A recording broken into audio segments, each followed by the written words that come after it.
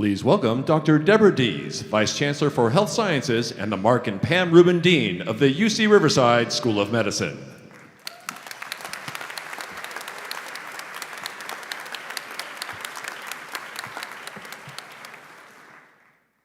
Good evening, graduates, parents, family members, friends, and distinguished guests. Welcome to UCR School of Medicine Hippocratic Oath Ceremony and Commencement for the class of 2022.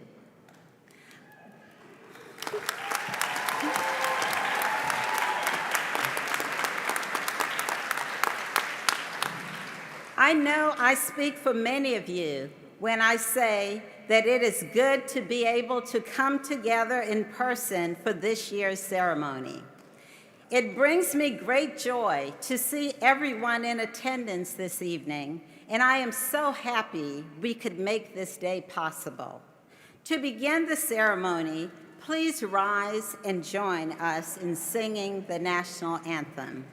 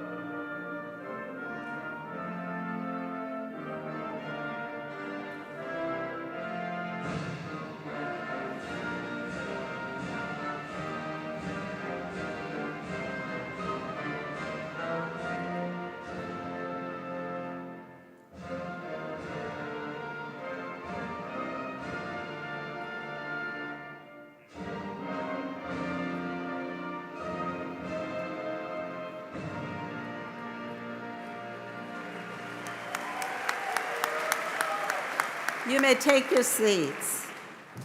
We at UCR would like to respectfully acknowledge our responsibility to the original and current caretakers of this land, water, and air, the Cahuilla, Tonva, Licenua, and Serrano peoples, and all their ancestors and descendants, past, present, and future.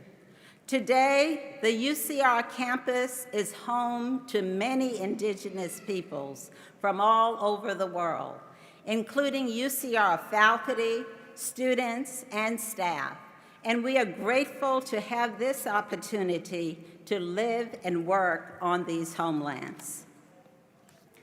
Class of 2022, this is your moment.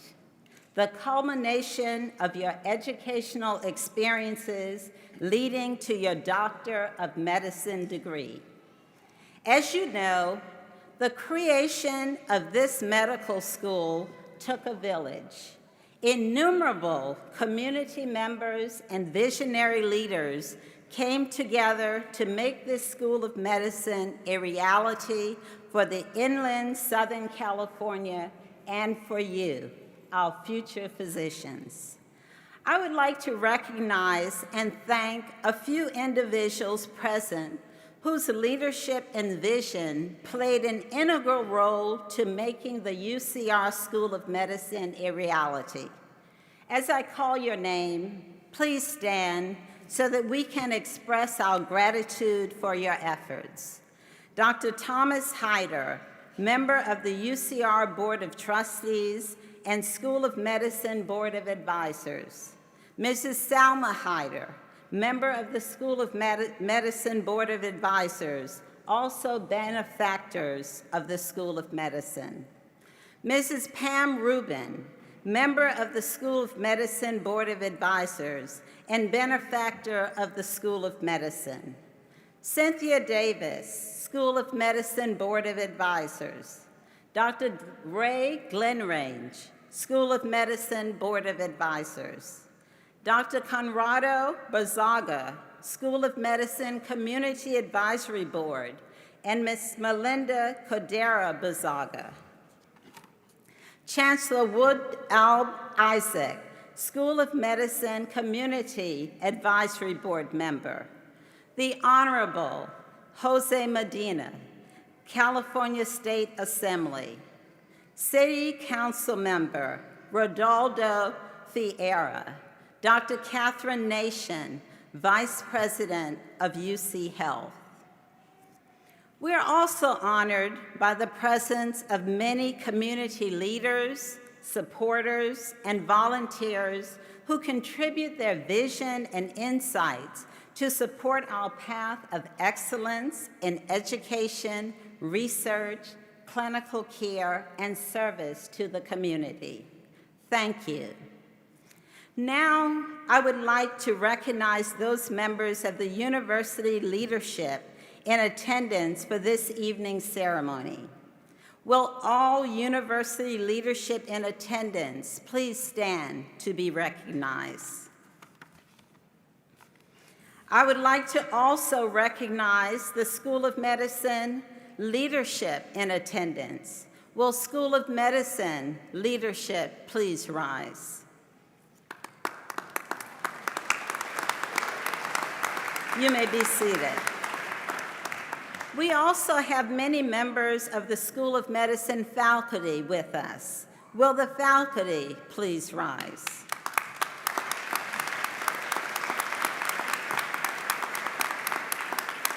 You may be seated.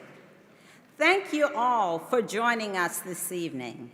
Finally, I want to give a very special welcome to the family members and friends of our graduates. You have played an integral role in helping our students reach this point, and we thank you for your commitment. Graduates, on behalf of the administration, faculty, and staff of UC Riverside, I extend my warmest congratulations to you.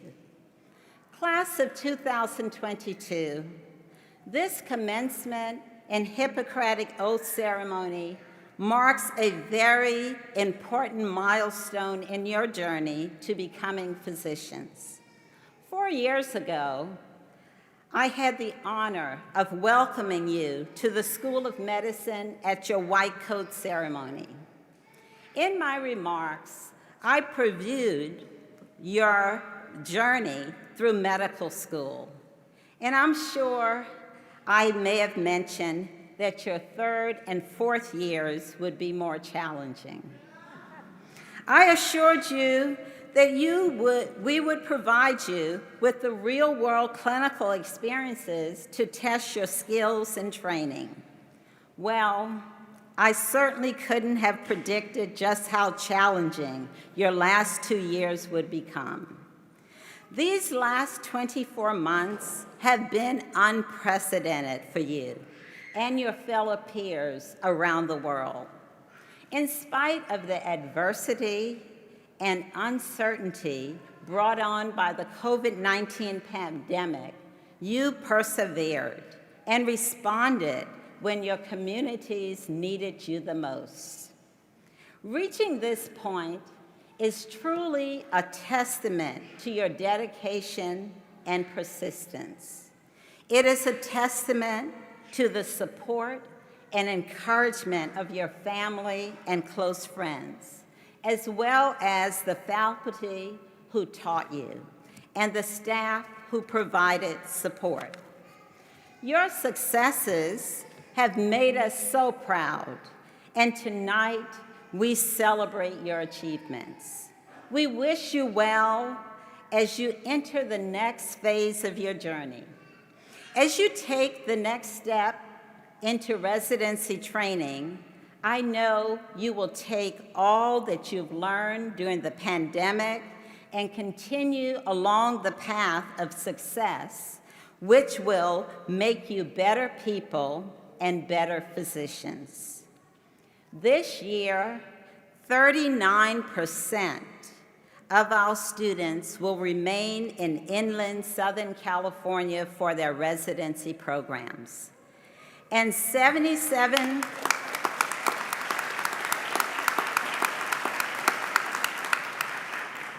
And 77% of our students are entering primary care and the much-needed Inland Empire shortage specialties of family medicine, internal medicine, pediatrics, obstetrics and gynecology, psychiatry, and general surgery. This is a remarkable outcome.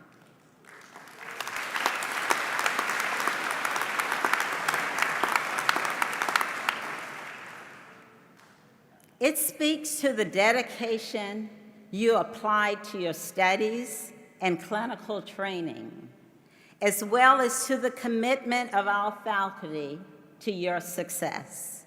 Collectively, as a class, you've endured so much in pursuit of our medical school's mission and have evoked a spirit of resilience that is second to none.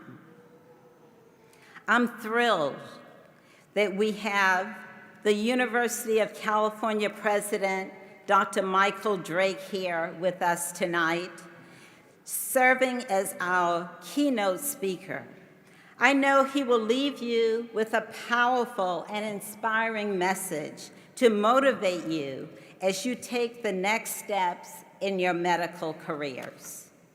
You are pioneers and ambassadors of the UCR School of Medicine, a community-based medical school with the audacious goal of improving the health of people who live in our region. With your passion for our mission, we were inspired to deliver the best possible educational experience.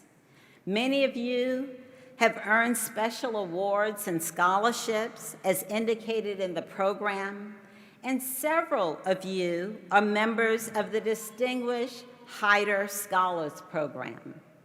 You've demonstrated the extraordinary leadership attributes we recognized in you when we admitted you to the UCR School of Medicine, and you embody the values of our medical school: integrity, inclusion, innovation, excellence, accountability, and respect. We know that you will have a bright future and you will represent UCR School of Medicine well. Class of 2022, we are so very proud of you. Congratulations.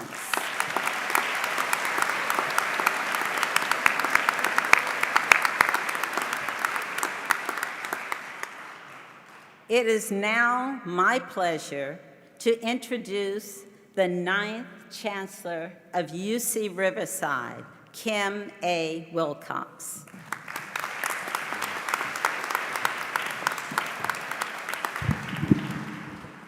Welcome, everyone, to UC Riverside on what is one of our greatest and most celebratory nights of the year. I was thinking of asking, is there a doctor in the house? But then I realized, doctor. There are doctors everywhere. Think of the word doctor. I have a doctor. I can't find a good doctor. I'm going to go to the doctor. Who's your doctor? All the ways that we use the word doctor. But it might be surprising to some of you that for most of the history of that word, the word had nothing to do with medicine. Instead, it meant teacher. Doctor comes from the Latin docere, which is to teach. It wasn't until the 17th century that there was an affiliation with medicine, and not till 1838 when the Royal College of Physicians actually started to use the word doctor formally to mark physicians. So tonight I'd suggest to our graduates to think a little bit about that root. And yes, go forth as a doctor and heal, which is what all your parents think you're going to do. But also think about that root of teaching. And yes, in the same way that you've been taught as a student here with clinical proctors and opportunities to be in classes with practicing physicians. But there's another, I think, as important part of teaching that I'd suggest to you. For many of you, depending upon your specialty, you'll probably spend more time talking with patients than actually laying hands on patients. And we oftentimes think of that talking as gathering history, learning about the patient to make a better diagnosis. But appreciate communication is two-way. And while you're gathering information, so are they. And I can think of no more important time in our history with the complexity of society, the complexity of medicine and science, for each of us to work every day to help teach individual patients, parents, families, children, about the world of science, the world of medicine, and all the things that you so ably now have mastered. So, yes, please wear the title doctor proudly, and when they ask, is there a doctor in the house, you can jump up and do the healing that we all know that you will, but also think about this bigger role, the bigger role of teaching, learning, and sharing with society all that you can bring to the world. Thanks so much, and congratulations.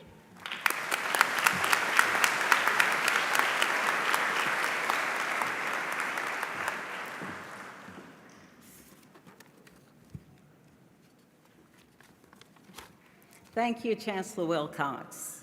It is now my pleasure to introduce our Provost and Executive Vice Chancellor, Elizabeth Watkins.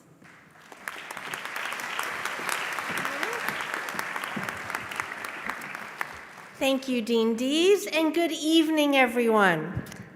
Commencement is one of my favorite times of the year, and I am so pleased to be here to celebrate and congratulate all of our new physicians. At Commencement, we celebrate our graduates' great achievements. We wish them well on their next steps, wherever life may take them after UCR. And we thank all of the people who helped them to get to this point. So first, let me recognize the contributions of everyone assembled here today. Students depend so much on the support of spouses, partners, children, parents, friends, faculty, and staff. Medical school is truly a collaborative effort, and I thank you for all that you have done for these scholars during their years of training.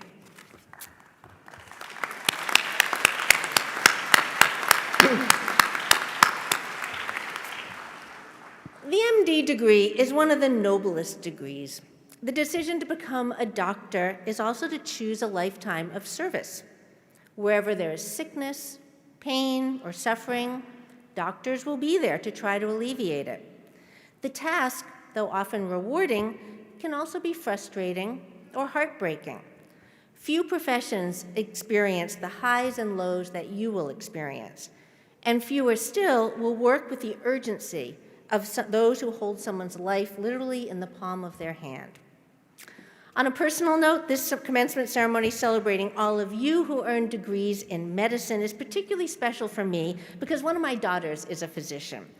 I know how hard medical school is, how hard residency can and will be, how hard doctors work, how essential their work is, and what a difference they make. So I thank you for choosing this career path, and I applaud your decision to devote yourselves to this worthy endeavor. I also want to acknowledge that over the past 2 years, you've had to adapt to unpredictable and rapidly changing circumstances, navigating your way through some of the most difficult times our country has faced in decades. All our students face these challenges, but they hit graduate and professional students particularly hard. Many of you pitched in on the front lines to deliver testing, protective gear, vaccines, and evidence-based tactics to fight COVID-19 while you were completing coursework and clerkships and all the other rigorous requirements of your medical degree. The challenges were enormous, but you persisted, you persevered, and you achieved this tremendous goal. Graduates, I know that you will go on to do great things in your careers. And as you transition into your new relationship with UC Riverside as alumni, I hope that you'll keep in touch with us. Let us know where you are, what you're doing, and how you're doing. We have ample ways for you to stay connected with UCR, like mentoring our current medical students as they consider residency positions, or letting our undergraduate pre-meds shadow you, or joining alumni events at professional meetings. As you embark on this next stage of your career journey, please remember how proud we are of your accomplishments and your achievements. Congratulations.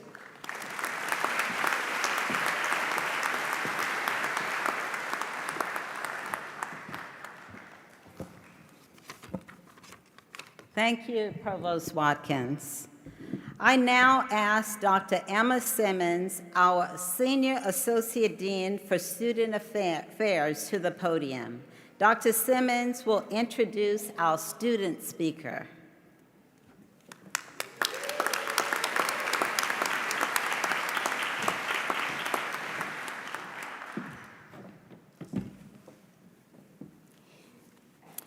It is my pleasure to introduce this evening's student speaker, Sana Haja.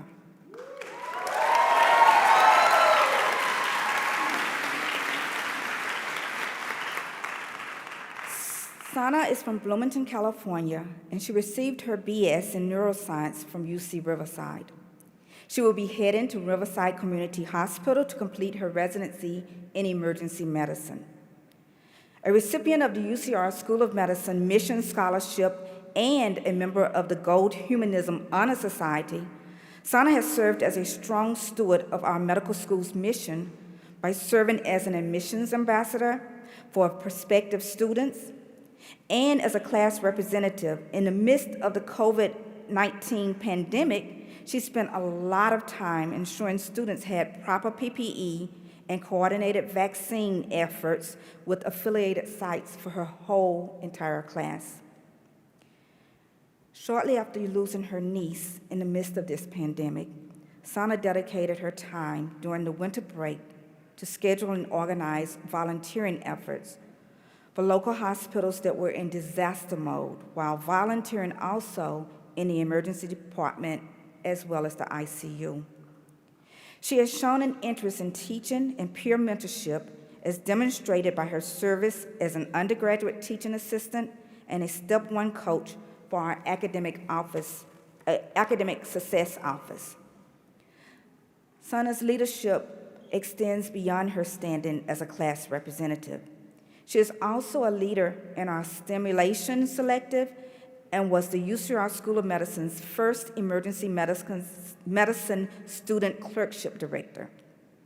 Her contributions in these capacities have shown exemplary dedication to the enrichment of her peers' education and speak to her ability to enhance community building within the School of Medicine.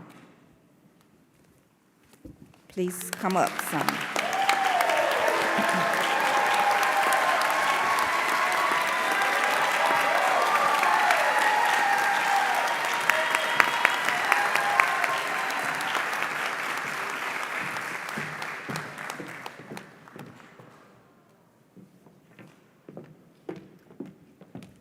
Thank you, Dean Simmons. Hello, Assalamu alaikum. Good evening. Good evening, faculty, staff, distinguished guests, family, and friends. I would like to start off, most importantly, by extending my deepest gratitude to all of our loved ones who are here today, remotely and in person, and to those who couldn't be here with us today but are certainly watching over us. We all know that we could not have accomplished this monumental milestone on our own. Words will never be enough to thank each and every single one of you for your unwavering support throughout the years. To the UCR School of Medicine class of 2022, congratulations, doctors.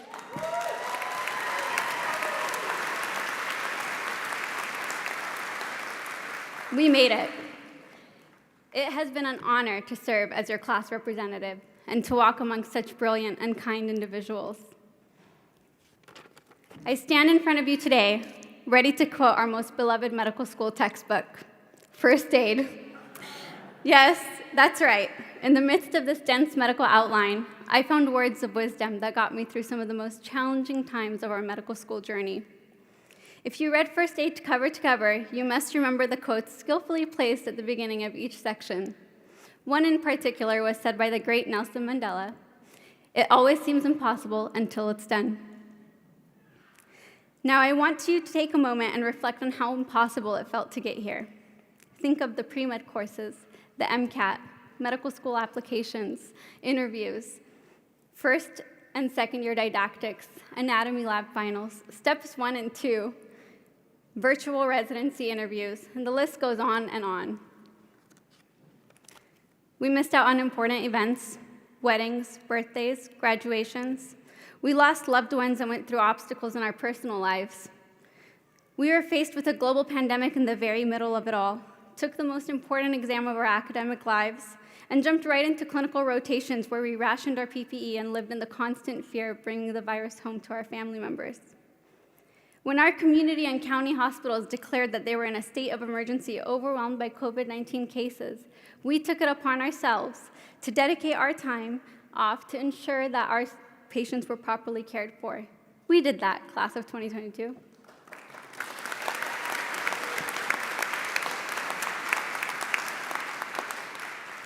We also had some of the best moments of our lives. Many of us found our lifelong partners, had children, and made friendships that'll certainly last a lifetime. Class of 2022, Dr. Watkins so eloquently just said in her speech that we are joining one of the most noble professions, a profession that, when stripped down to its very core, is dedicated to the service of those in need. We have heard the phrase frontline workers countless times over the last 2 years. Not only will we be starting our careers at the front lines of the COVID-19 pandemic, but we will be at the front lines of the gun violence that continues to plague our country's schools, our country's hospitals, our country's places of worship, grocery stores. We'll be at the front lines fighting and advocating against the abuse and neglect that our patients suffer due to religion, race, gender, sexual orientation, immigration status, and other socioeconomic injustices. We must come together, be brave, and use our voices to empower our communities in the midst of these public health emergencies. I would now like to tell you a little bit about where I come from. My father grew up in a small village in the West Bank in Palestine with limited access to the resources that I myself have. My courageous parents sacrificed so much to ensure that my siblings and I had the opportunity to thrive in this country. Fellow classmates, like me, you may have found yourself in the role of the first in your family to graduate from a university, the first in your family to now attend medical school. It's our responsibility to make sure that we are not the last. In this beautifully diverse group of doctors sitting in front of me today, I see athletes, artists, chefs, musicians, magicians, who will go on to become medical school deans, program directors, professors, researchers, a group that will continue to make the impossible possible. The years ahead will likely be some of the most challenging years of our medical lives. Please never lose sight of how far you have come, and I cannot wait to see how far we'll go together. Thank you.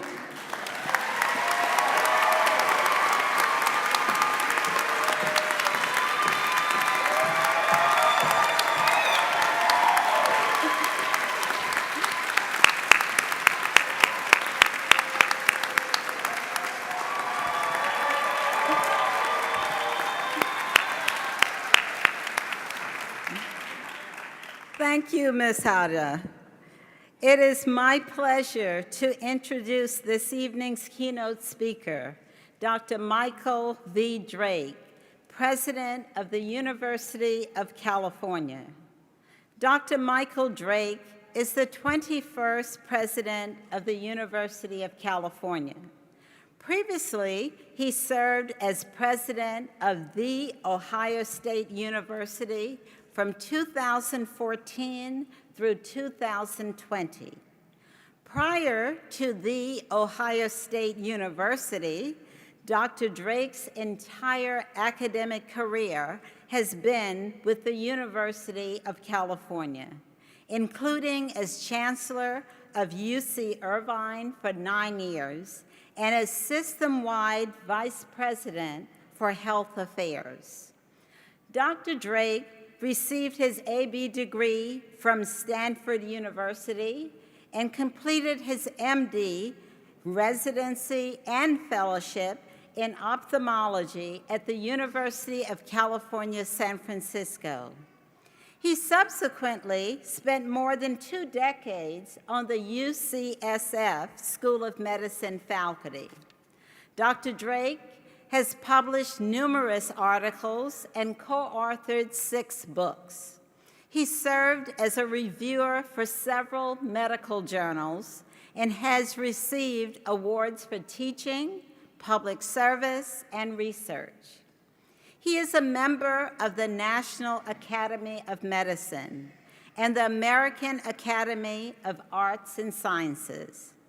His extensive public service experience includes his role as chairman of the board for the Commonwealth Fund, which works to achieve a healthcare system with better access, improved quality, and greater efficiency for the benefit of society's most vulnerable populations. With great pleasure, I present to you President Michael Drake.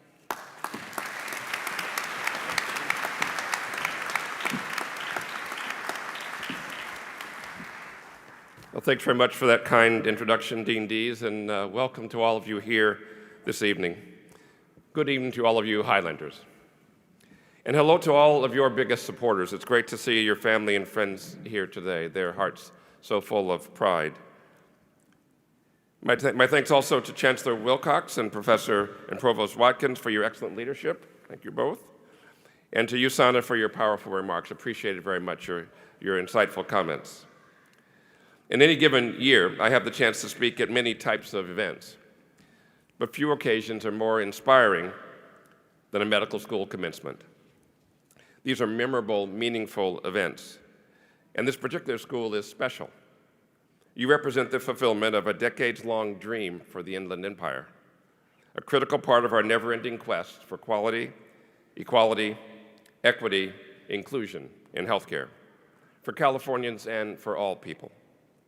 Years of hard work and good intentions coalesced to bring this founding school together, and the expansion of UC Riverside's medical school from a 2-year program to a 4-year program. And I had the pleasure to work with many of you here today, more than 20 years ago, in hopes that events like this would one day occur. And I particularly would say to my friend, Mr. Medina, great to see you here, and my long-term colleague, Catherine Nation, who worked with me all those years ago, great to have you here as well. And for any other founding members who are here, what wonderful work you all did. It's a joy to witness all of you graduating here today in the 6th of this school's graduating classes. It's been many years since my own graduation from medical school, and many things have changed, but more things, and perhaps the most important things, have stayed the same. One thing that's not different is the dedication and effort necessary to complete medical school and to commit yourself to a life of service. The endurance, focus, and clarity of purpose required to complete this phase of your training, particularly during this horrific pandemic, deserve special mention. The pandemic has affected everyone in so many ways. You know, at first there was the economic shock and disruption that the spike in cases along the East Coast caused and the shutdown of our society. And then beginning with a few, and then more, and now virtually everyone, having friends, coworkers, or family members who were infected with one or another variant of the virus, leading to debilitating illness in some cases, to hospitalization in other cases, and tragically, even the loss of life. Throughout it all, you had to come to your rotations, learning to care and comfort the afflicted and their families, all the while protecting yourselves. And you saw the value of compassion at times when we all are at our most vulnerable. You saw the value of hope and perseverance when facing a daunting challenge.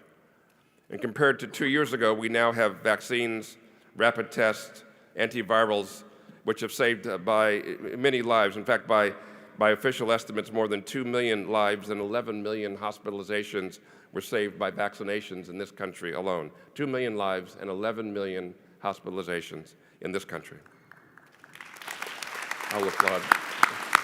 Go science. What you've seen and learned is that science, public health, and common sense actually work and make a real difference. You've also seen that politics and policy can make a difference in a negative way, and that the impact of bad policy can undermine and thwart our best efforts.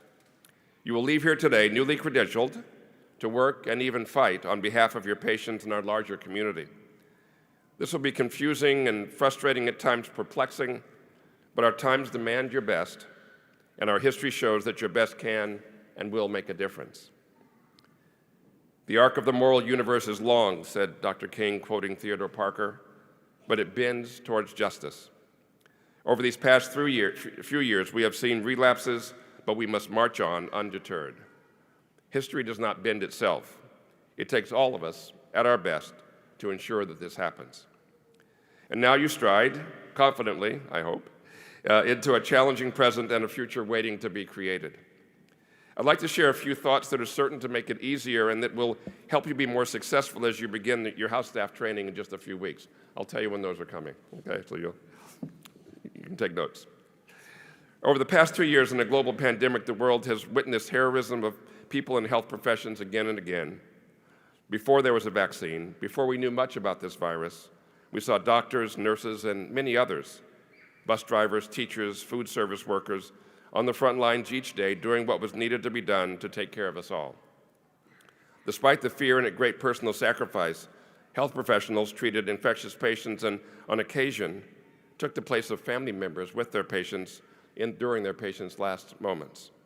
This was above and beyond the call. Seeing this courage and personal sacrifice reminded me of the story of a friend that is illustrative of the courage needed to prevail against impossible odds when the circumstances require us to press forward regardless. The story is about Bob Williams.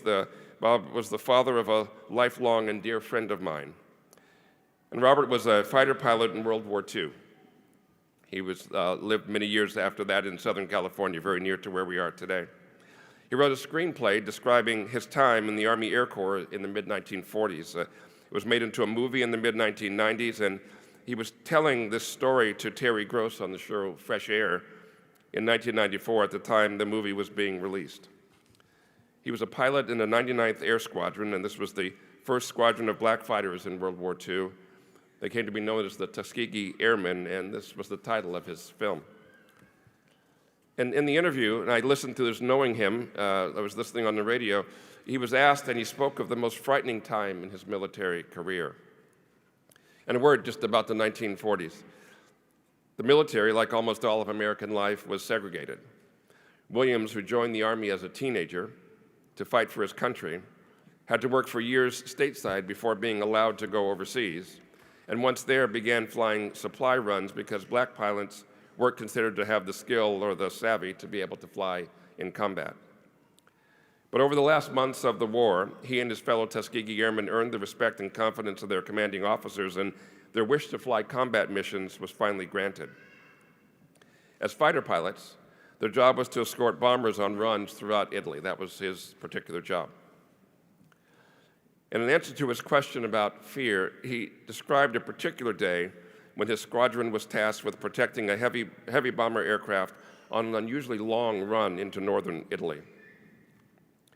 He described that day, the morning of that day, when he got up that morning for this mission, the day dawned in a blizzard.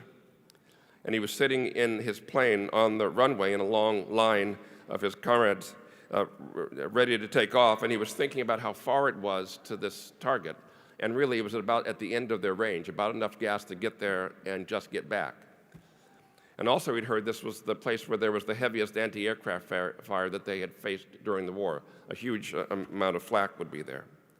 And as he was doing this and taxiing, this blizzard was rising, and the storm was kind of moving in on the airport, so that by the time he was coming around ready to take off, he couldn't even see the end of the runway. The clouds had landed there. And he said, and he was telling this story to Terry Gross, so he sat there and said, I'm going to a place that's at the end of my run. I may not have enough gas to get back.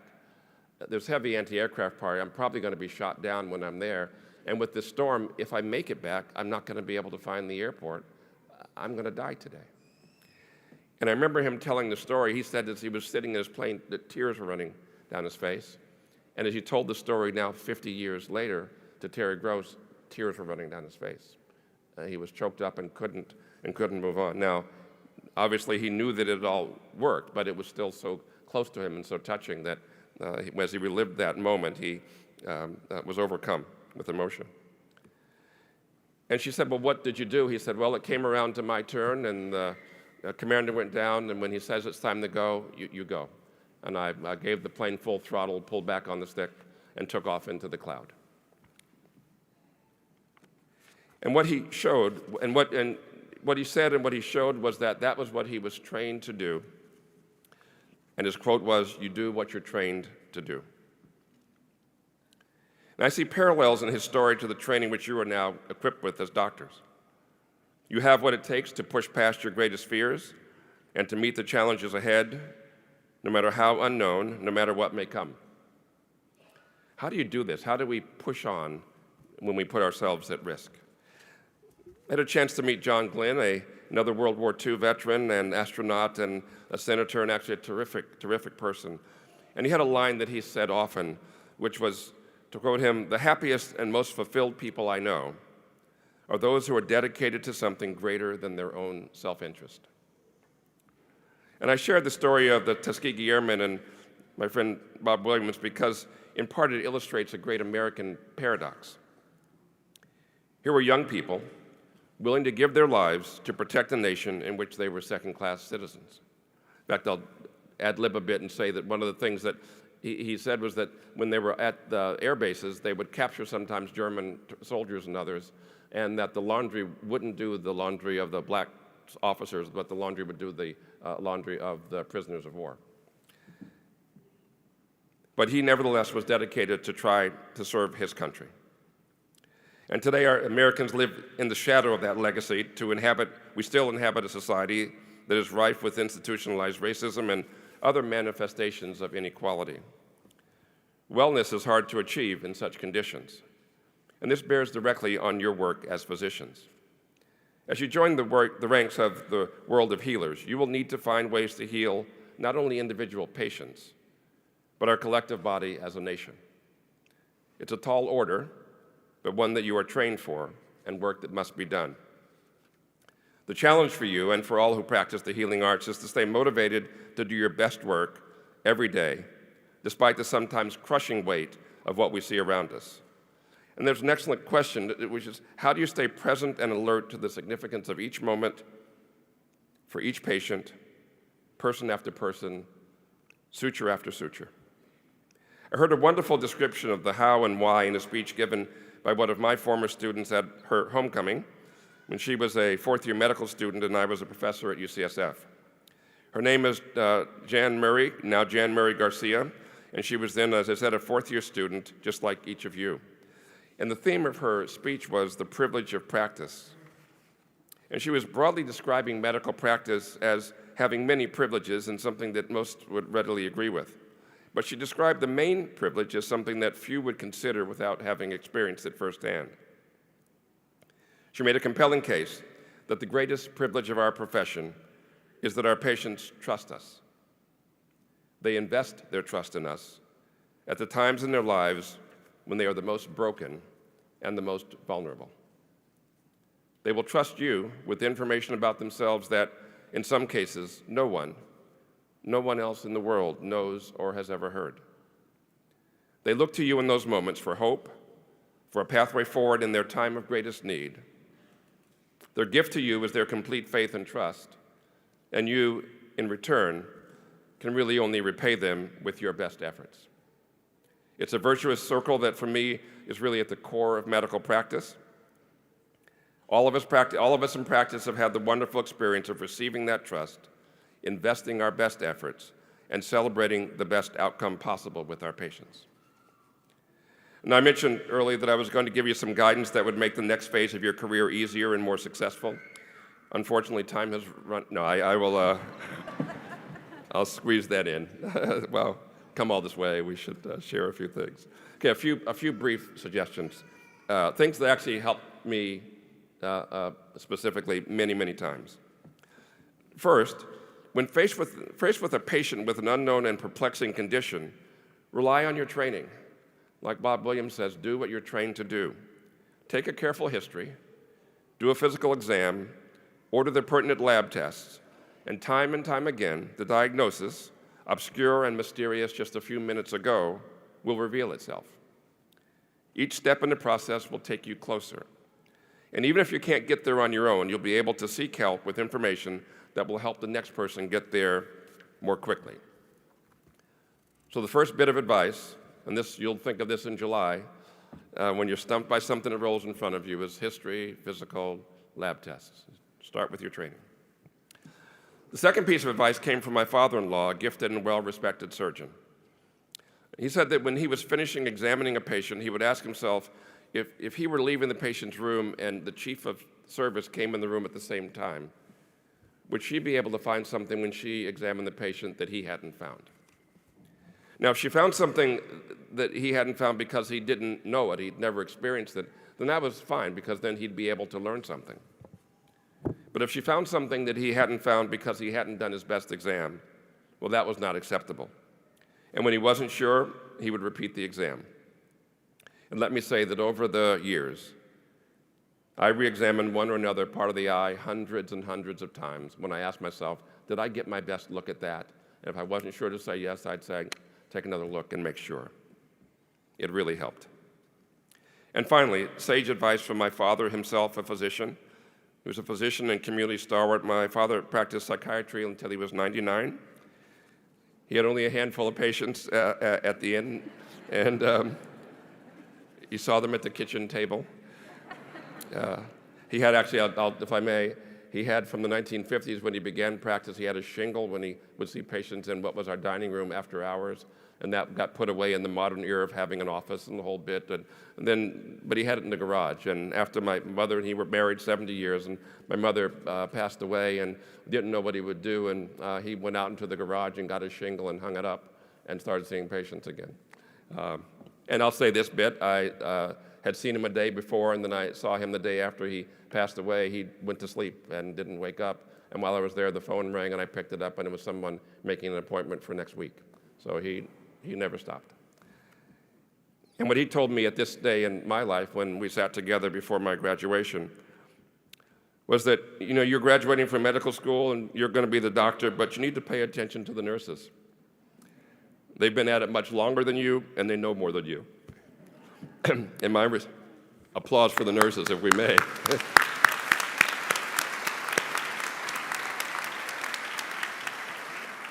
And for the entire team, my response to him was amen. I absolutely believe that. And what it translated into, and how we would say it today, is actively cultivating a respectful relationship with everyone on the healthcare team. Let them help you do your best to help your patients. My father had been a proud All-American football player, and when he was in college, and he understood from the beginning that medicine was also most successful when the team worked together. Again, amen to that. All of you have the privilege and the potential to help heal our society through the practice of medicine.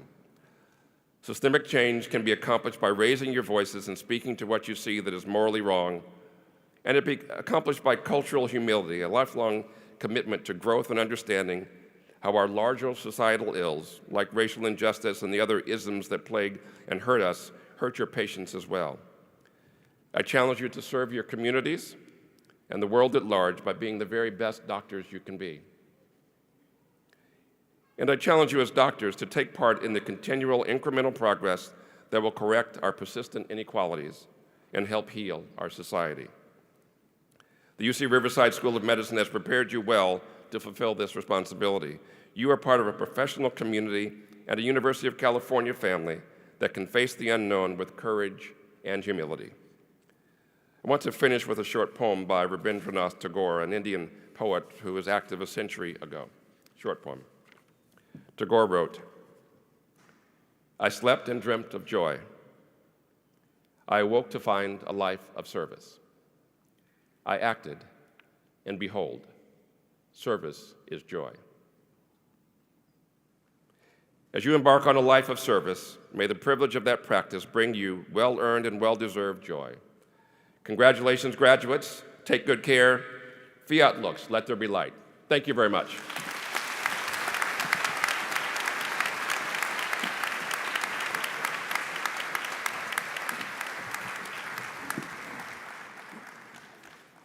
Thank you so much, Dr. Drake, for your inspiring message. Graduates, we are now at the moment for which you have worked so hard, the conferral of your MD degrees.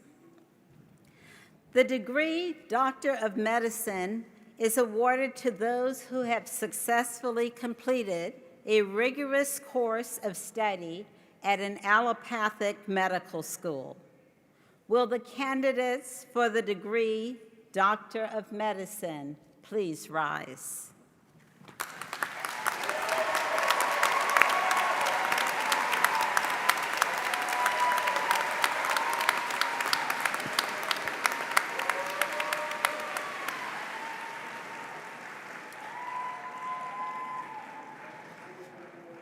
As Dean of the School of Medicine, I have the honor to present the candidates who have met all requirements for a Doctor of Medicine degree and are deemed worthy of this distinction.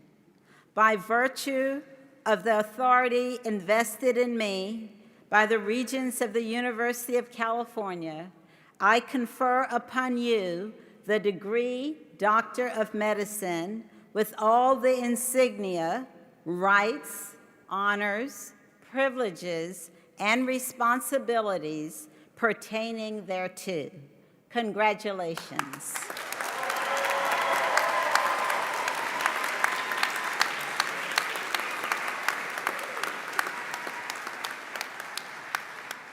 Graduates, please proceed to the platform.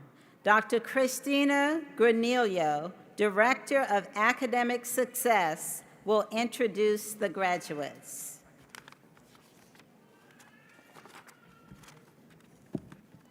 I am honored to present our doctoral degree recipients who will be hooded by Senior Associate Dean Emma Simmons. Our Doctor of Medicine degree recipients are Dr. Harrison Bay,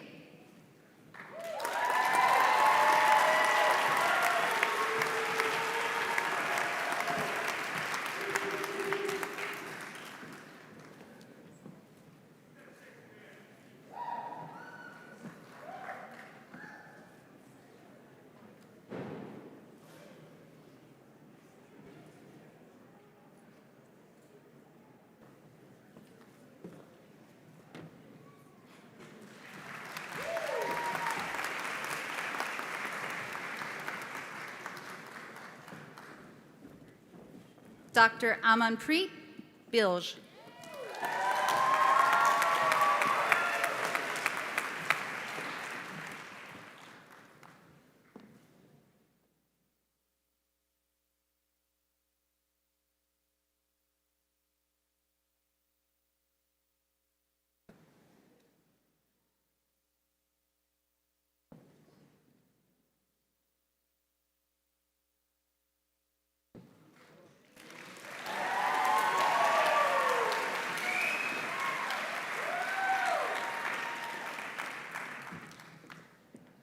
Dr. Michael Castillo,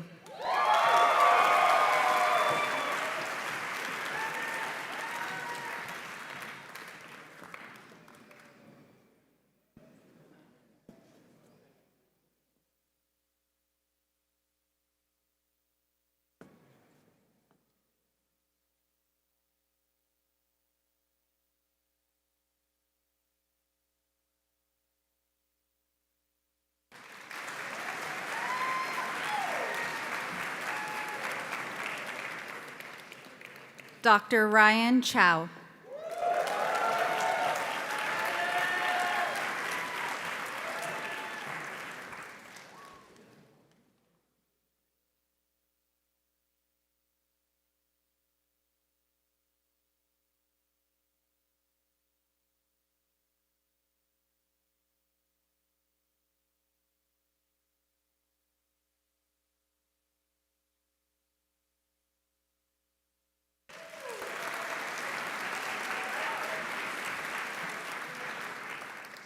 Dr. Nelly Karina Chuki Medina,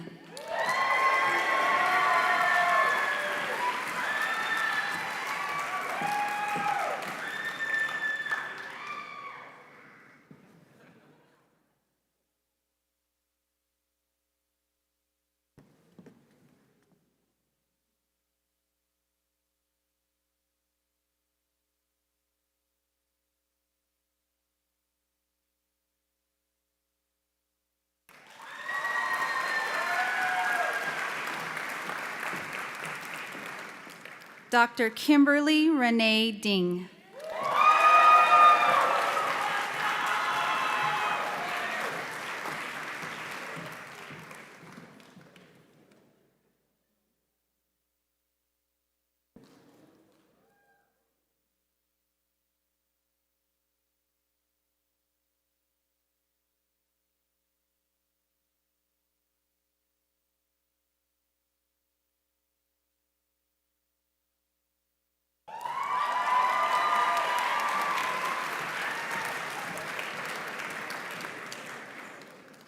Dr. Tin Din.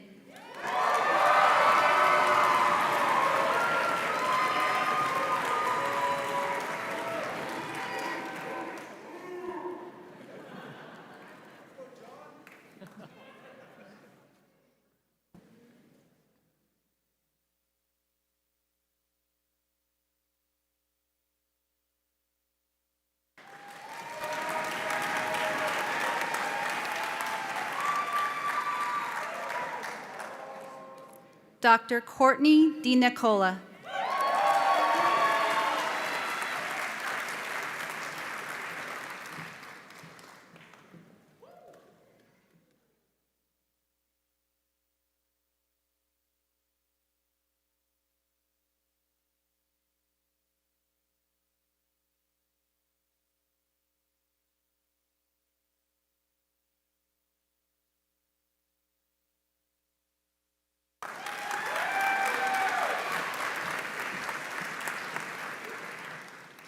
Dr. Milo Dover.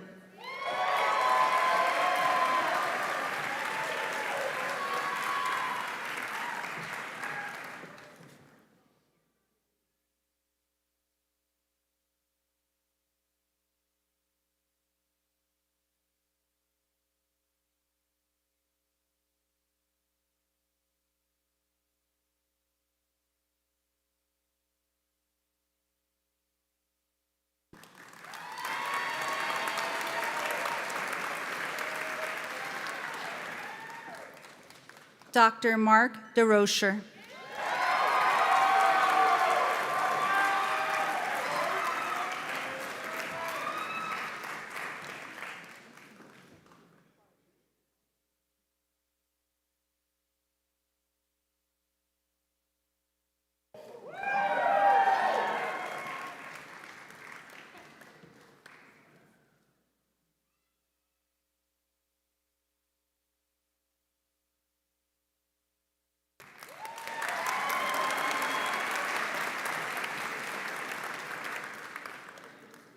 Dr. Leo Estrada.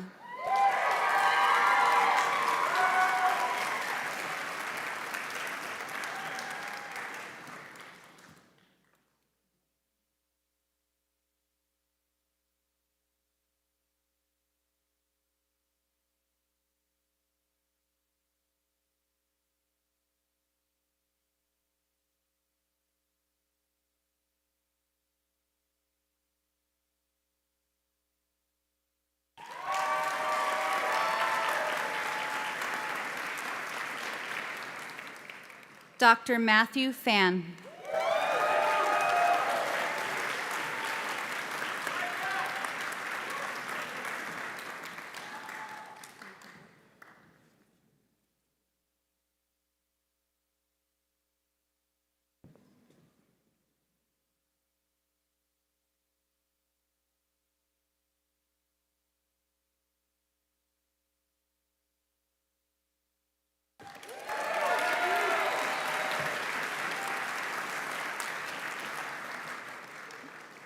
Dr. Mutahir Farhan.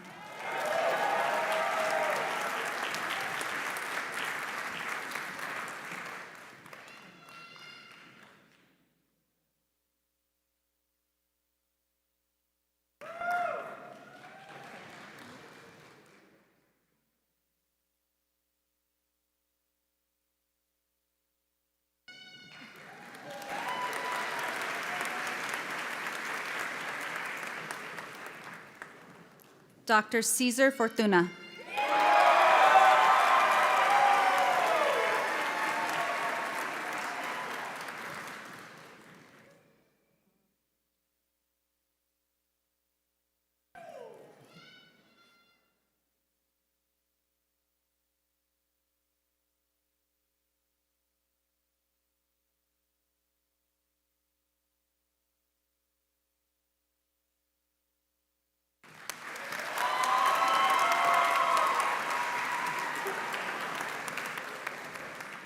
Dr. Chandler Gary.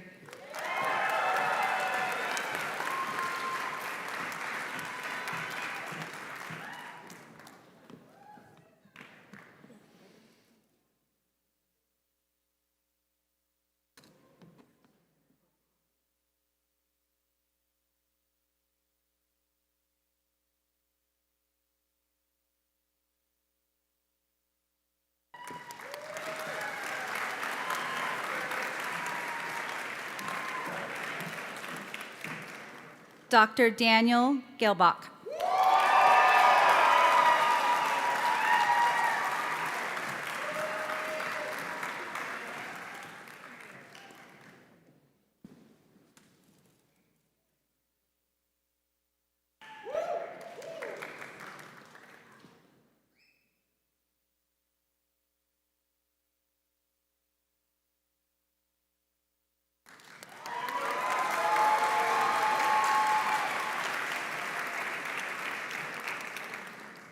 Dr. Ely Gossip.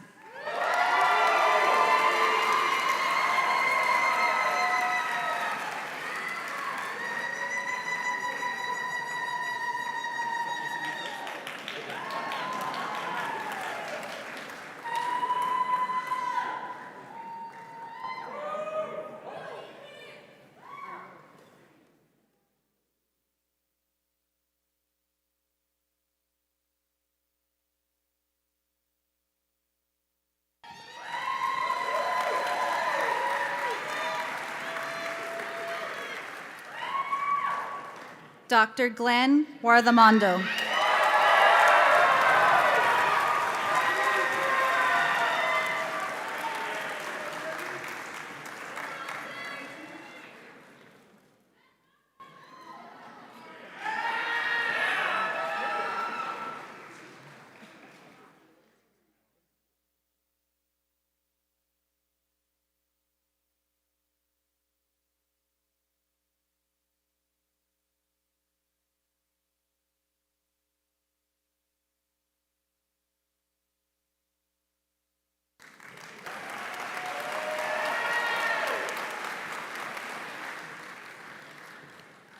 Dr. Mickey Guerrero.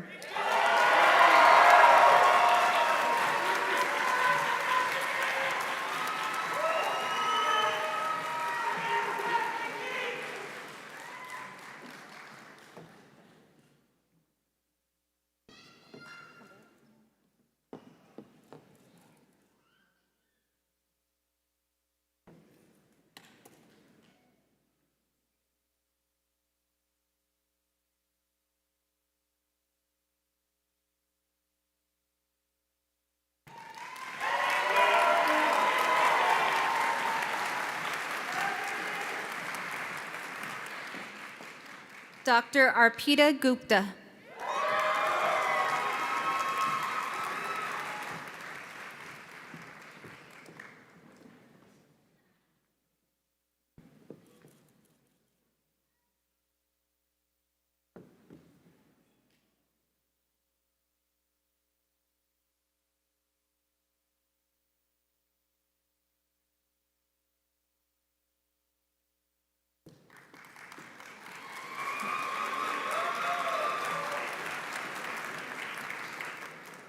Dr. Sonal Gupta.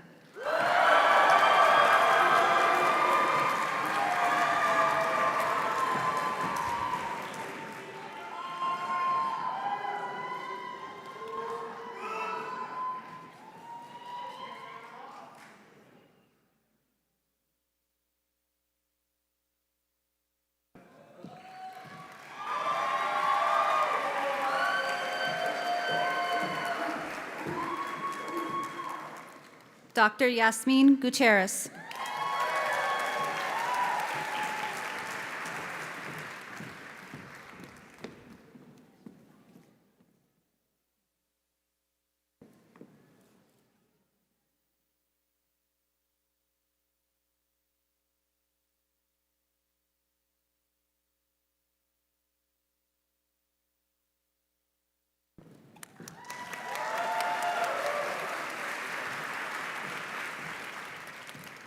Dr. Catherine Ann T. Ha.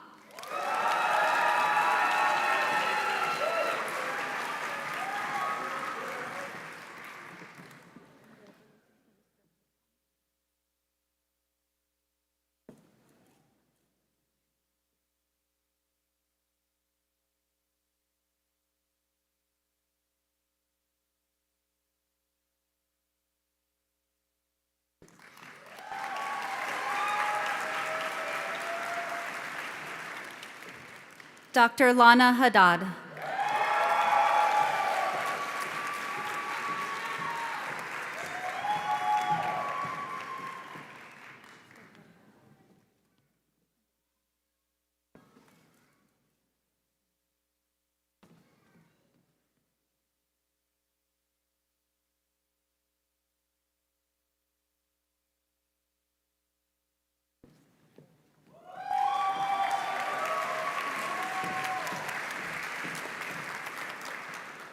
Dr. Sana Hadia.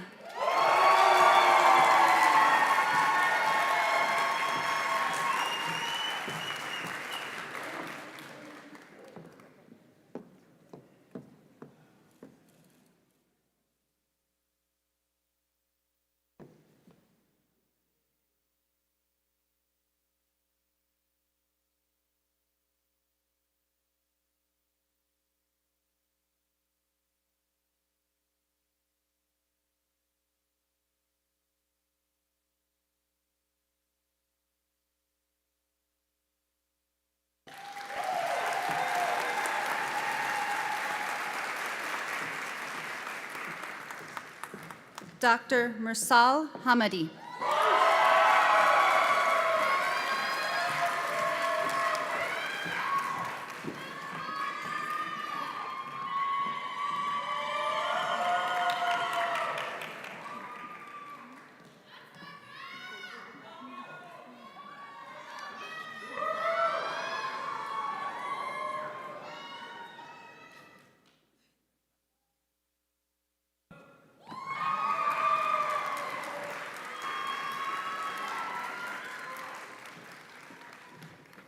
Dr. Skylar Harrison.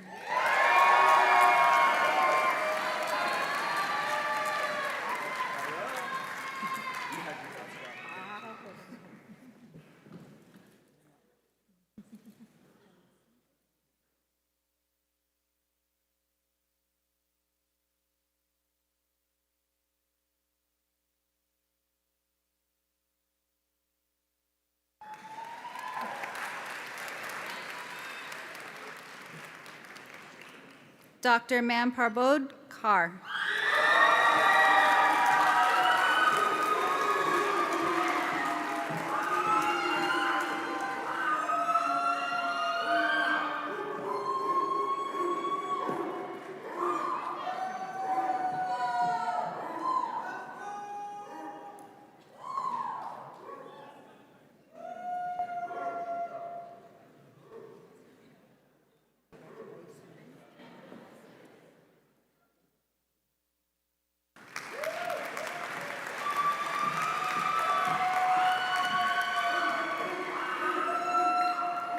Dr. Cassidy Koo.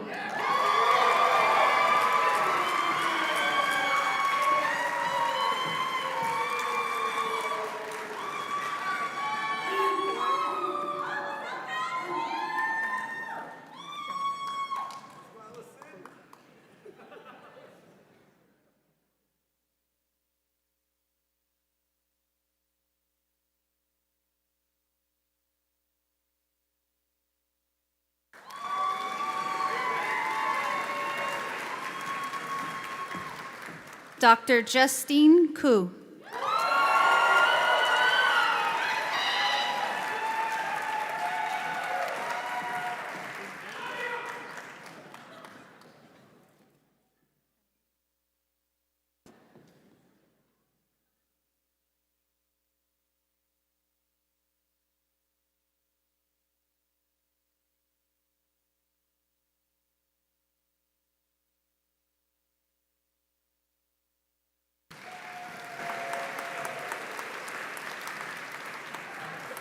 Dr. Alan Van Lay.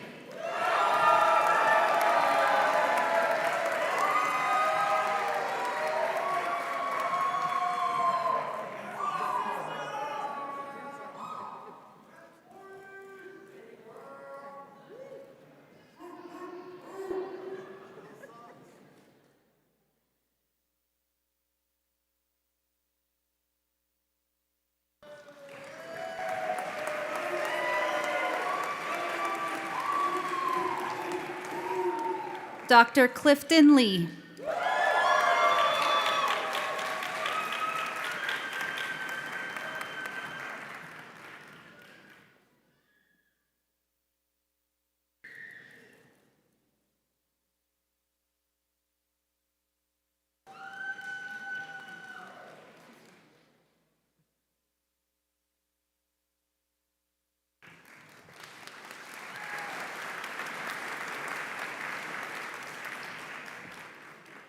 Dr. Matt Jason Villafuerte Llamas.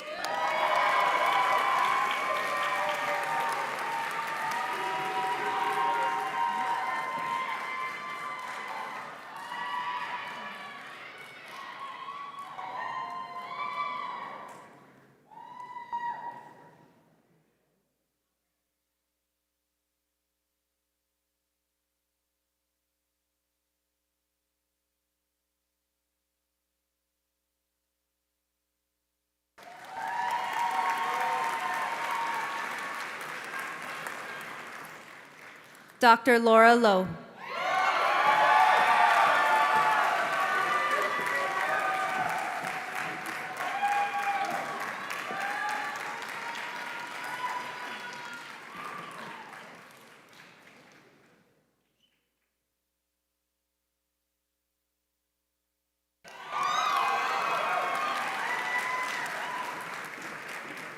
Dr. Elizabeth Liu.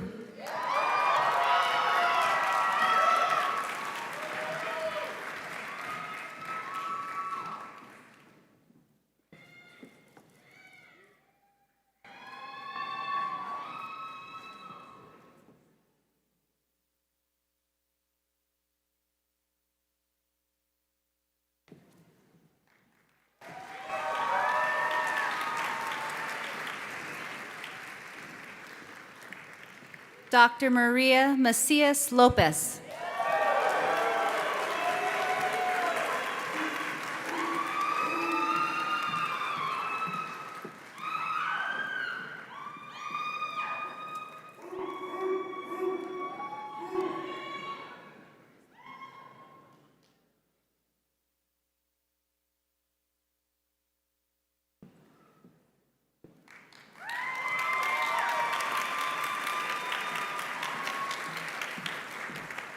Dr. Amy Lee Michelle Martin.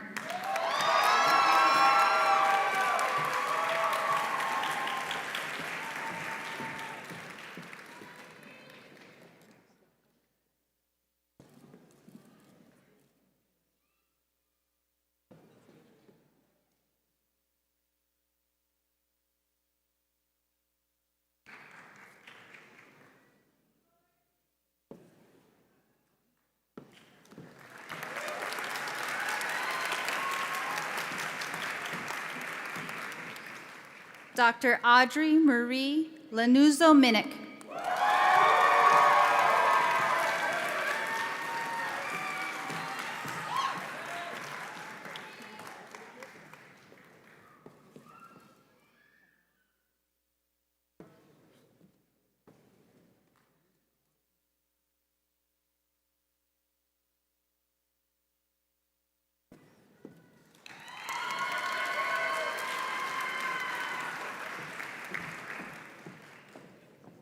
Dr. Mishkan Mostamand.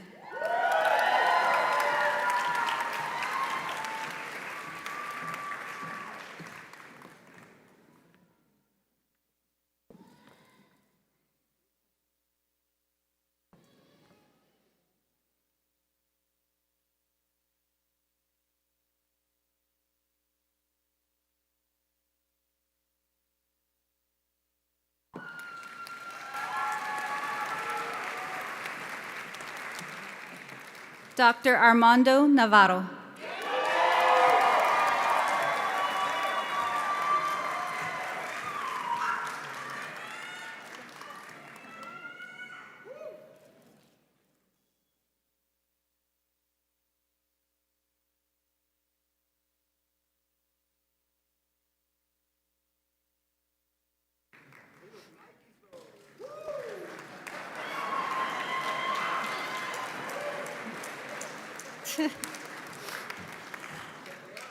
Dr. Laurel Nelms.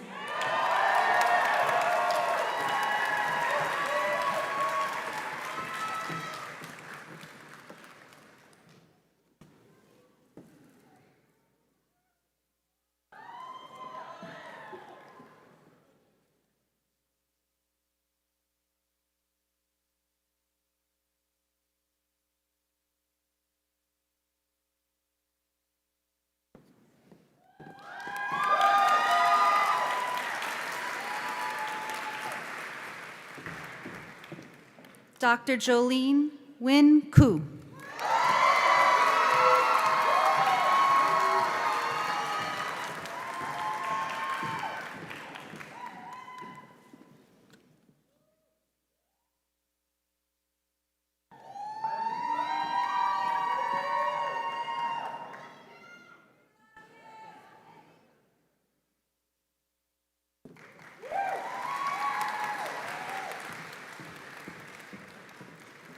Dr. Michelle Kaur Oberoi.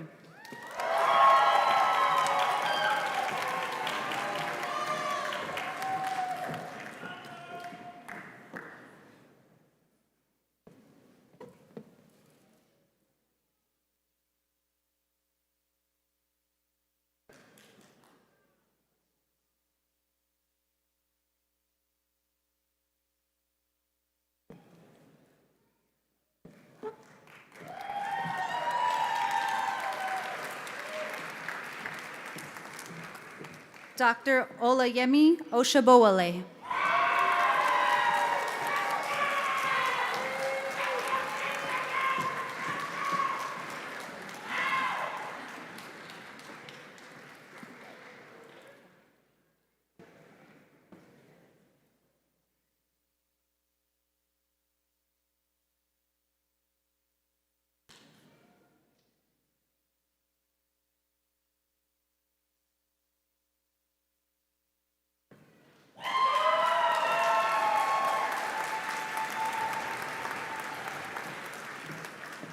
Dr. Kishan Patel.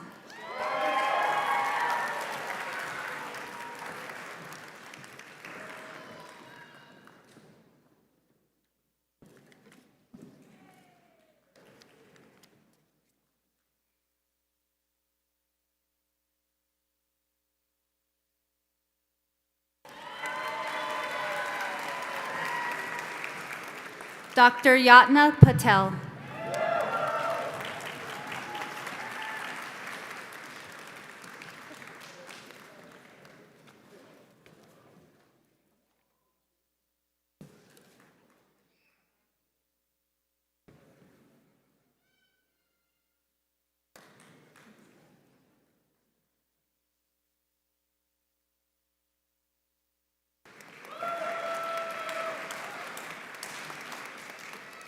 Dr. Vu Pham.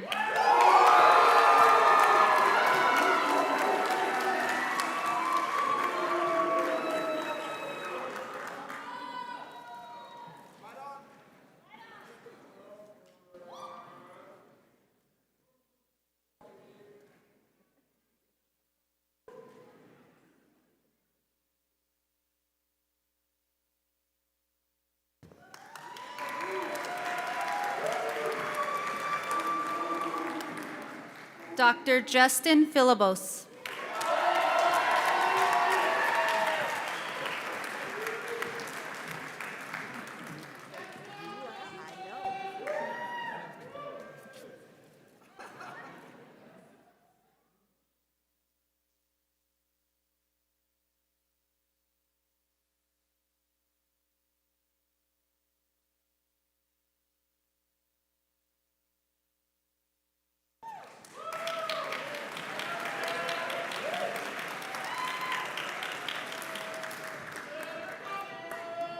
Dr. Brandon Choi Fong.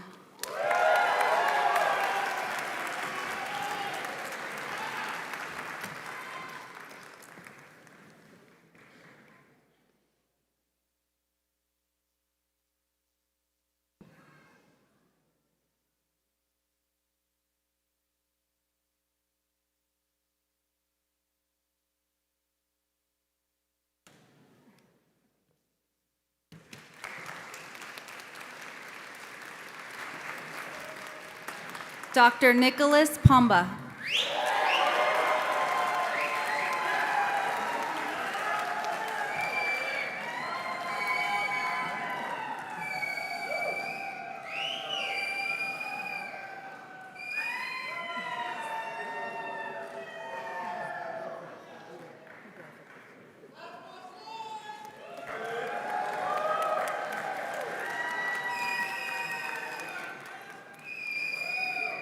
Dr. Samantha K. Kwan.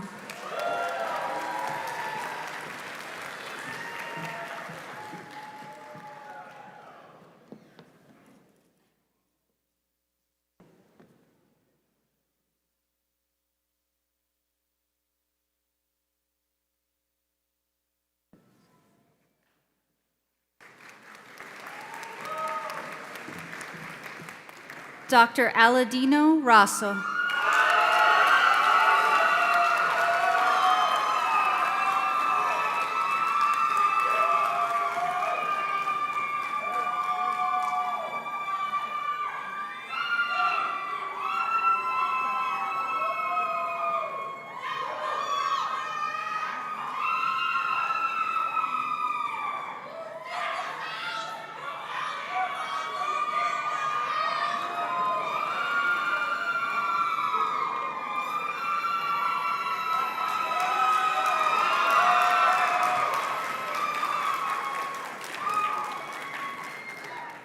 Dr. Zachary Saylor.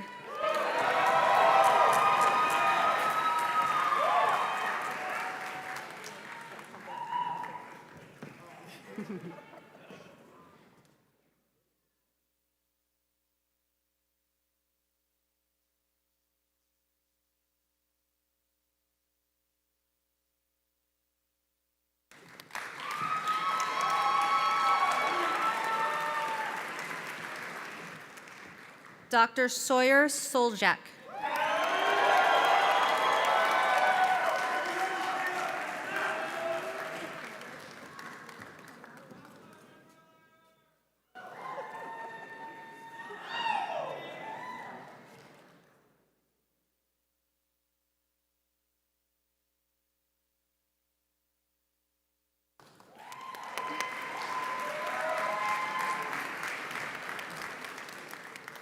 Dr. Kiran Singhjali.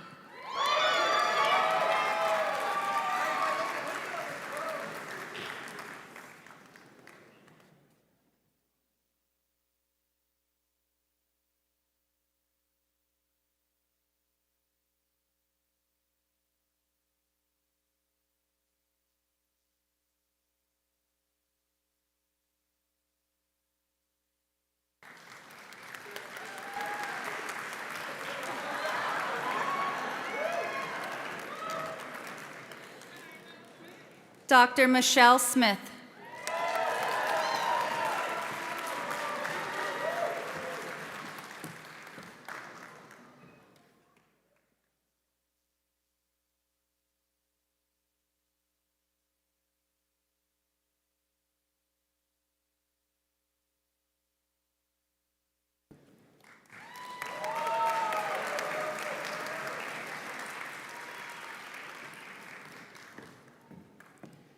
Dr. Ashley Nicole Stone.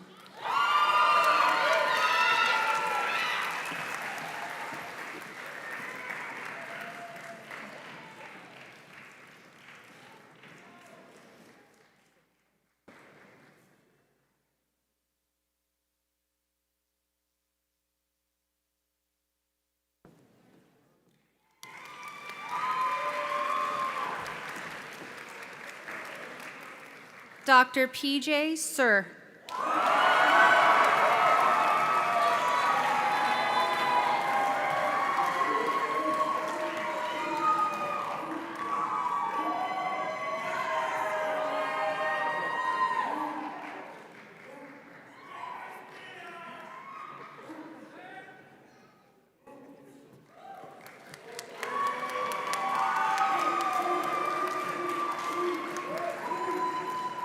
Dr. Jessica Trung.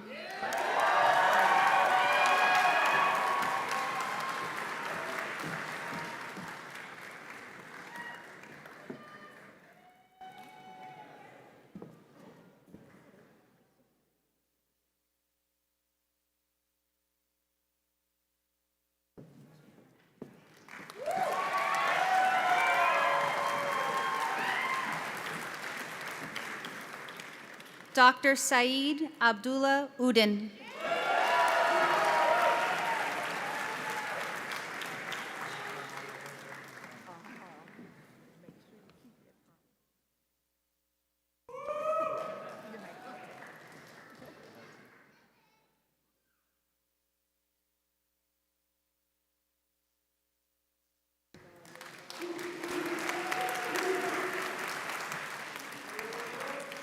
Dr. Jonathan Vargas.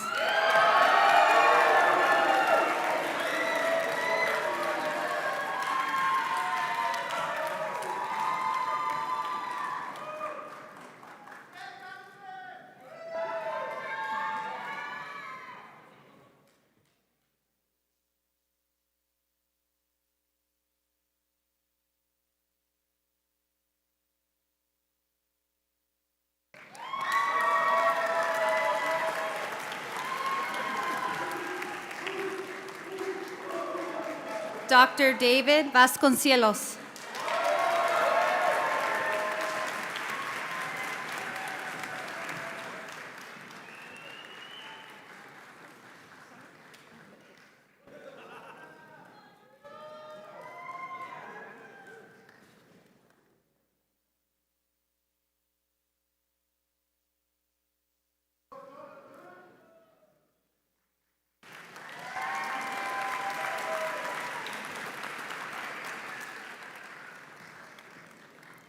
Dr. Derek Way.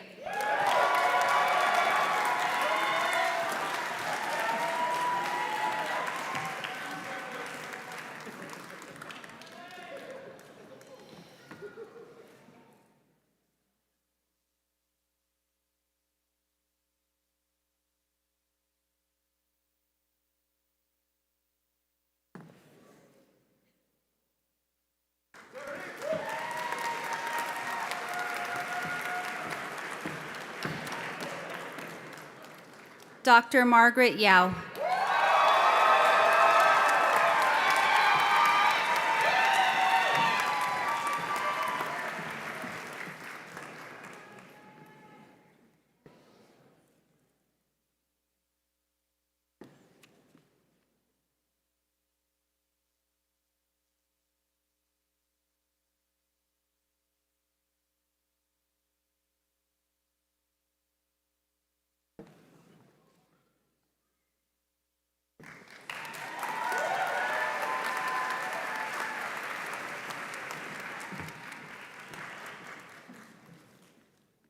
We would also like to recognize a member of the class who could not attend this evening, Dr. Emily Koos.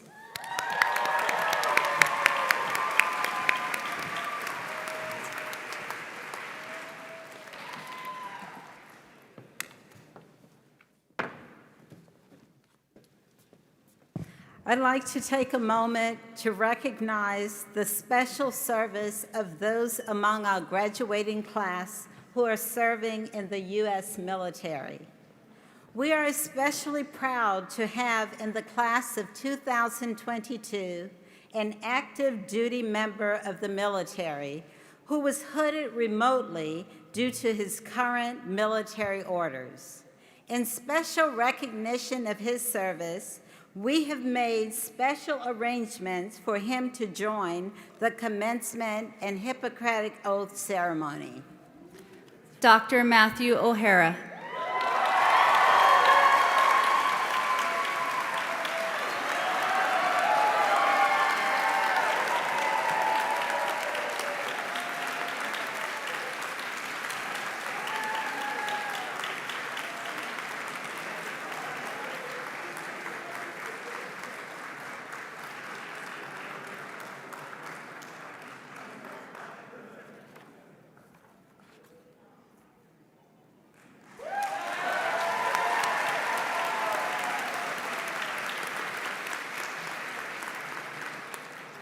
This concludes the presentation of graduates. Please join me in congratulating them.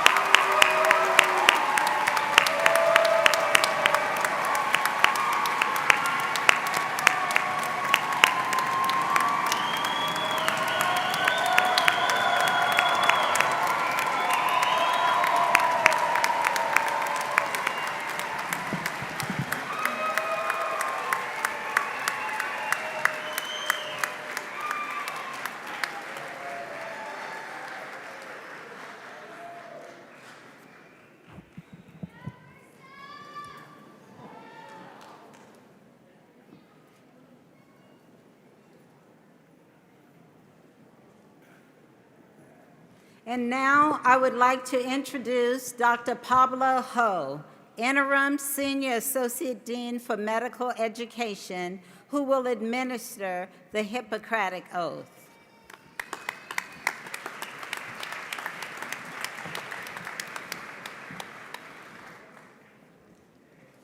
Graduates and physicians in the audience, please rise to recite the UCR Schools of Medicine's Hippocratic Oath. The oath may be found on page 3 of your program. Please read along with me. Today, I begin my profession as a physician. Such, I will dedicate my life's work to improving the health and well-being of my patients and to the prevention of human suffering as a basic human right. As I continue my studies in the art and science of medicine, I will not lose sight of the importance of integrity and honor. I will use the skills and knowledge I have gained to heal and, above all, do no harm.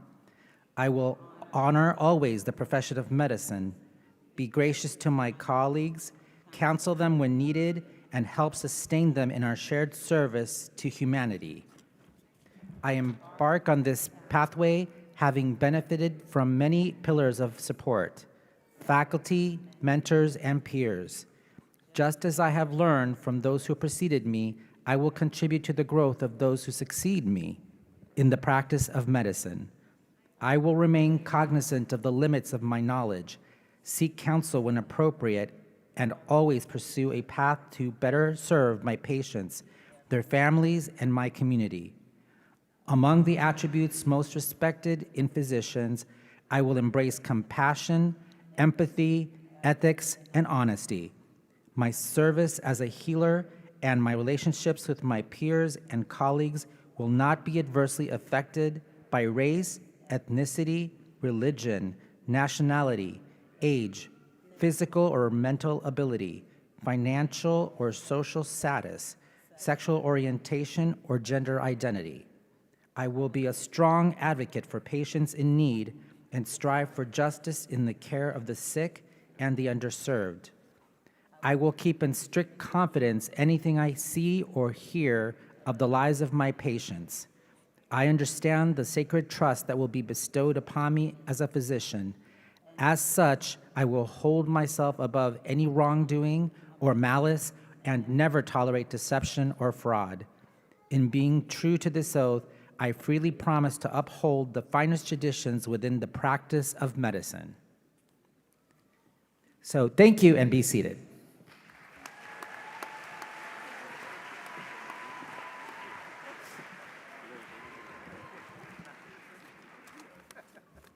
Thank you, Dr. Ho. And now, members of the class of 2022 would like to close with a special reflection recited in their native languages. This reflection represents the shared vision of the class to serve all patients to the very best of their abilities. And it symbolizes our mission to train a diverse cadre of physicians to serve diverse communities. Will the students offering this reflection please join me at the podium?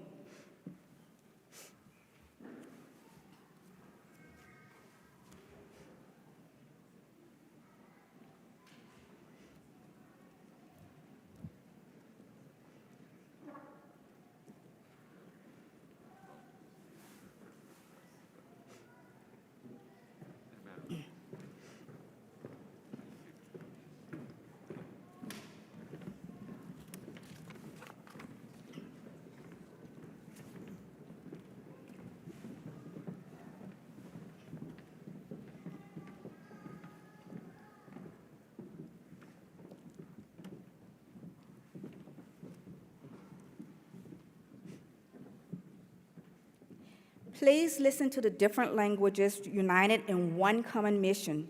Students, tell us your language and then say the phrase. Arabic. قد نغادر هنا لنعالج عندما يكون ذلك ممكنا ونهتم دائما.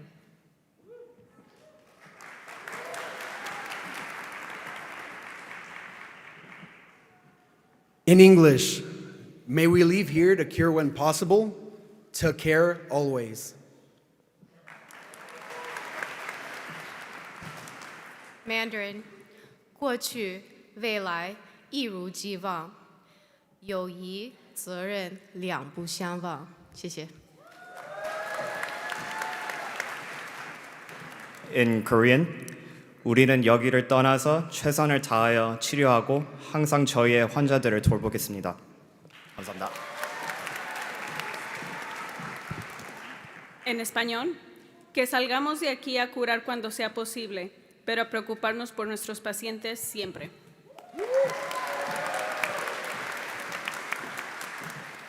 In Punjabi, ਅਸੀਂ ਆ ਜਗ੍ਹਾ ਛੱਡ ਕੇ ਜਦੋਂ ਵੀ ਮੌਕਾ ਮਿਲਿਆ ਇਲਾਜ ਕਰੀਏ ਤੇ ਹਮੇਸ਼ਾ ਖਿਆਲ ਰੱਖੀਏ।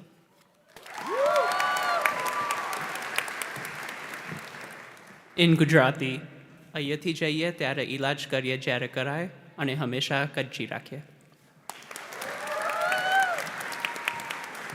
In Nepali, आशा छ हामी यहाँबाट जाउँ सम्भव हुँदा उपचार गर्नका लागि अनि हेरचाह गरौँ सधैँका लागि. In American Sign Language.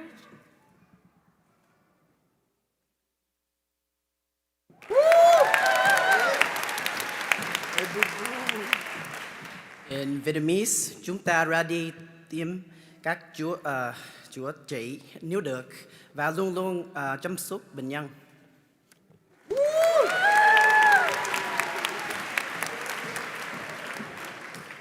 Cantonese, 願我們從此盡力醫治，永遠關心。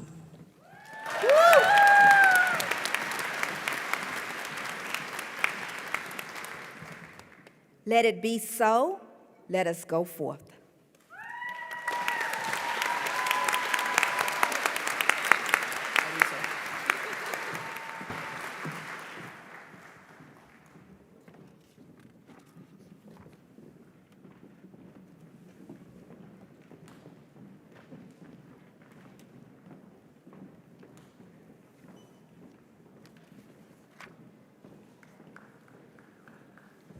Thank you, Dr. Simmons. Success in medical school depends on support from family and friends. Graduates, please join me in thanking all those who have helped you reach this day.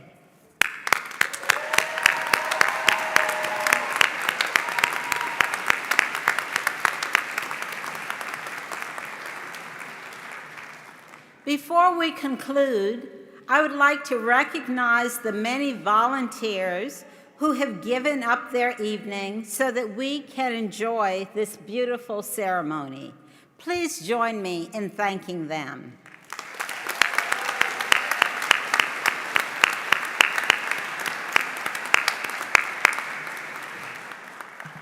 Now, to conclude this evening's ceremony, we will listen to our alma mater, Hail, Fair UCR.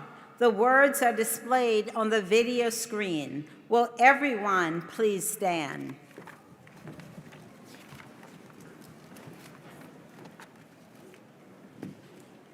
UCR, fair alma mater, jewel of old UC. Fiat lux, a shining vision, light to set minds free. Seeking ever, yielding never, old Scots near and far. Waft our love back to the highlands, hail fair UCR. Orange trees blooming in the highlands, Boyd Tower chimes ring clear. Standing tall twixt mount and desert, Scots all hold her dear. Seeking ever, yielding never, old Scots near and far. Waft our love back to the highlands, hail fair UCR.